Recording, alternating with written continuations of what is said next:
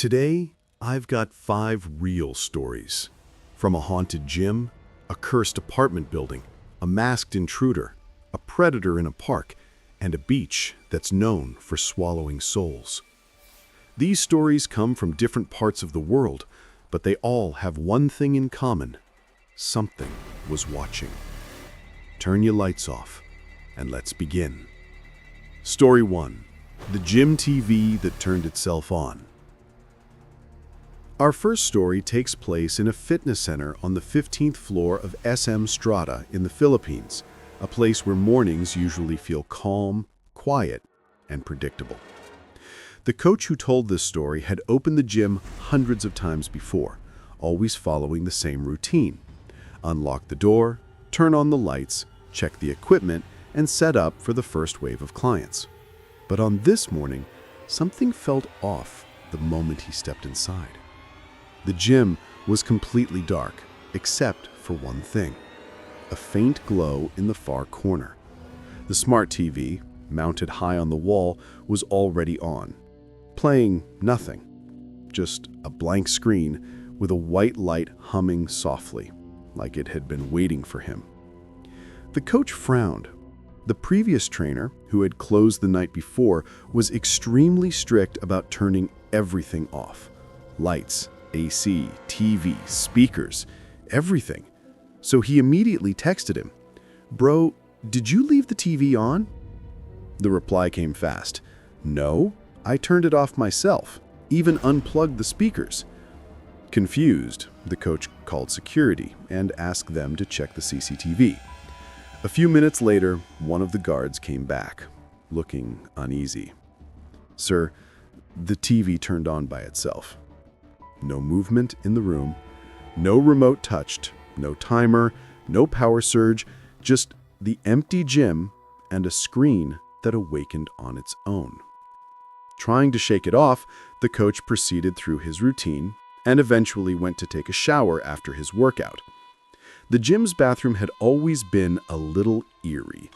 Dim lights, strange echoes, the kind of place where you never quite feel alone.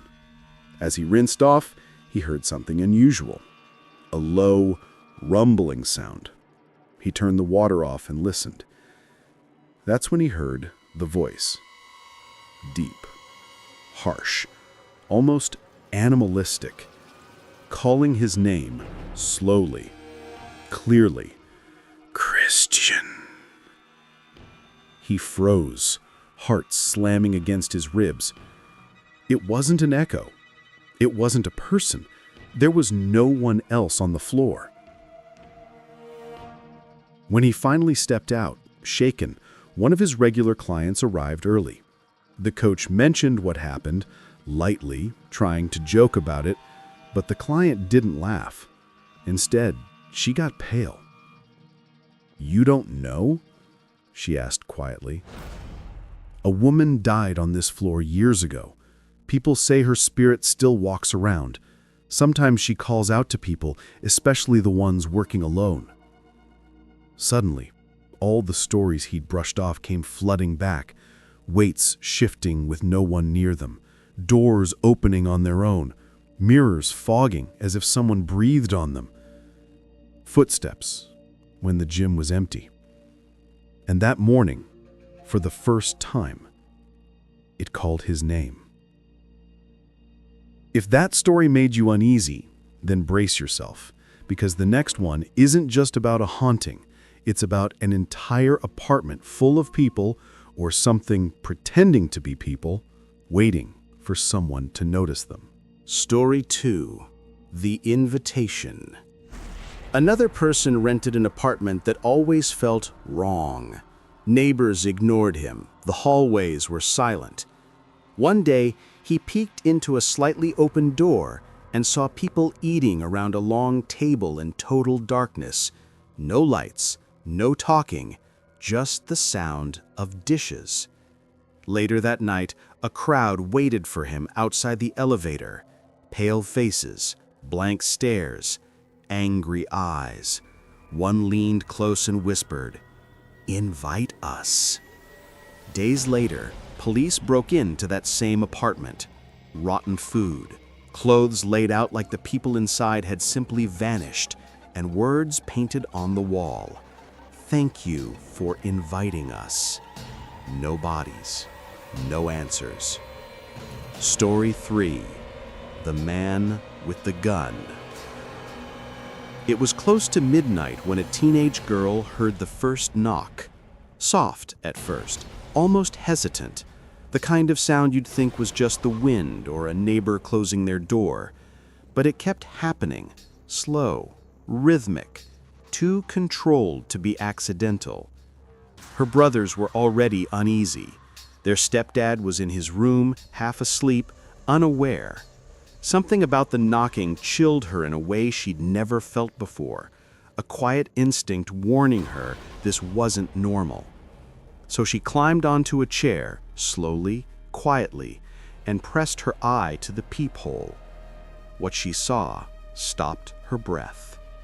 A man stood inches away from the door, wearing a blue raincoat, hood pulled low, a black mask hiding everything except two dark, empty eyes staring directly into the peephole. And in his hand, a gun. Not lowered, not hidden, pointed straight at her face through the door, like he knew she was watching. She backed away so fast the chair nearly fell. Her heart hammered so loudly she thought the man would hear it. Then the power went out. Not in the whole building, just in their unit. The lights snapped off, the Wi-Fi died, the apartment fell silent, except for the slow, steady knocking that resumed as soon as everything went dark. Her brothers were shaking. One of them started crying quietly, afraid the man would hear. She grabbed them both and pushed them toward their stepdad's room, whispering for them to stay silent, stay still, don't even breathe too loud. From the bedroom, they could still hear the knocking, louder now, more insistent. The man wasn't rattling the handle or trying to break in. He was knocking like he knew they were inside, like he had all the time in the world. Her stepdad locked the door and told them to stay low. No lights, no talking, no movement. Minutes felt like hours. The man outside never said a word, never tried anything else. He just kept knocking, a slow, steady reminder that he was still there, waiting. Then, finally, voices, footsteps, families coming home to the hallway, kids running around downstairs, the normal sounds of the building returning. And just like that, the knocking stopped. No footsteps walking away, no shadow through the peephole, no sound at all. When they finally gathered the courage to check, the hallway was empty. No blue coat, no mask, no gun, nothing. She never saw the man again. No one else in the building reported anything. No suspicious strangers, no break-ins, no disturbances. It was as if he had come specifically for their door and vanished the moment someone else might witness him. To this day, she still wonders one thing. What would have happened if her little brother, curious, fearless, always running to open the door, had gotten there before she did? Story 4. The Predator in the Park. Back in 2003, 4 kids spent every afternoon at the same neighborhood park, the kind of place with worn-down swings, a cracked basketball court, and a patch of grass that always smelled like summer. They were between 8 and 10 years old enough to play without constant supervision, but young enough to trust almost anyone who smiled at them. The first time they noticed the old man, he was sitting alone on a bench near the trees. Nothing unusual at first. Plenty of adults rested there on hot days. But this man was different. He never read a newspaper, never talked on a phone, never fed the birds. He just watched. Every day. Every time the kids came to play. His eyes followed them, unblinking, like he was waiting for something. A week passed before he made his move. One afternoon, when the sun was starting to drop and the park emptied out, the man slowly approached them. He had a gentle smile, the kind that made kids feel safe, or at least that was the intention. He crouched down to their level and told them he had something special at his house. Video games. A whole room full of them. And not just that, he had a dog too. A friendly one who loved meeting new kids. The kids glanced at each other. Video games? A dog? To kids in 2003, that sounded like paradise. They hesitated, but not enough. Excited, curious, and trusting, they agreed to follow him. The man led the way, not too fast, not too slow, always glancing back to make sure they were still behind him. Halfway down the sidewalk, everything changed. A patrol car rolled by slowly, the officers inside eyeing the small group. The old man stiffened, his smile vanished. Under his breath, he told the kids, "Walk faster, don't look at them, just keep going." Something in his voice was different now. Not friendly, not warm, urgent, angry. But kids don't hide fear well. One of them looked directly at the police car, and that was all it took. The officers hit the brakes, reversed hard, and stopped beside them. "Kids, come here for a second," one officer called out. The old man panicked. He tried to push the kids forward, telling them not to listen, but the cops were already out of the car, hands on their belts, shouting for him to freeze. What happened next felt like a movie. One officer grabbed the man, slammed him onto the hood, and cuffed him, while the other guided the terrified kids to safety. For years, the kids didn't know exactly what happened, only that the man never came back to the park. But when they were older, they learned the truth. The friendly old man wasn't friendly at all. He was a known predator, someone the police had been searching for, someone who stalked parks specifically looking for children to lure away. And if those officers had driven by even a few minutes later, none of them would have ever made it home. Story 5. Footprints on Dumas Beach. Dumas Beach in India has always carried a reputation, a place where locals avoid walking alone at night, where travelers swear they hear whispers in the wind, and where even dogs refuse to cross certain parts of the sand.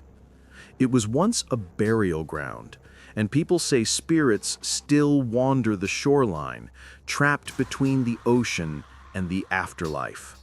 So, naturally, a group of friends decided it would be the perfect place to go at night and prove the legends wrong. They arrived close to midnight, laughing loudly, teasing each other, shining their phone lights around like fearless explorers. The beach was almost completely empty, just an endless stretch of dark sand and the distant roar of waves. At first, it felt harmless. Cold wind, empty shoreline, nothing scary at all. Then, the wind changed. A sudden, freezing gust hit them all, strong enough to make all of them stop talking at once. It wasn't normal cold. It felt like something brushed past them. Something that wasn't visible, but definitely there. And then they heard it. Whispering. Not loud, not clear, just soft voices drifting through the air, like dozens of people murmuring right behind them, even though they were completely alone. They tried to laugh it off. "It's the wind, bro, chill." But the fog rolled in next, thick and fast. It crawled across the sand and around their feet until they could barely see more than a few meters ahead. Their phone lights reflected uselessly off the mist. And that's when they saw the footprints. Fresh ones. Deep ones. Footprints forming in the sand, one after another, walking directly toward them. But there was no person, no silhouette, nothing making them. The friends froze. They watched as the footprints grew closer and closer, like something invisible was walking right at them. One of the friends whispered, "Run!" but none of them could move. Then, through the fog, something appeared. A shadowy figure, just for a second, tall, thin, and completely black. No face, just hollow eyes that seemed to glow faintly in the darkness. It looked straight at them. That broke them. They ran. They sprinted across the sand, slipping, pushing each other, not daring to look back. The fog seemed to chase them, the whispers growing louder, circling them, almost mocking them. Their lungs burned, their legs felt heavy. It felt like the beach was stretching longer and longer with every step. Only when they reached the streetlights, that warm, normal human glow, did everything stop. The whispers vanished, the cold faded. Their breathing echoed in the quiet. When they finally turned around, the beach was calm. Empty. Not a single footprint in sight.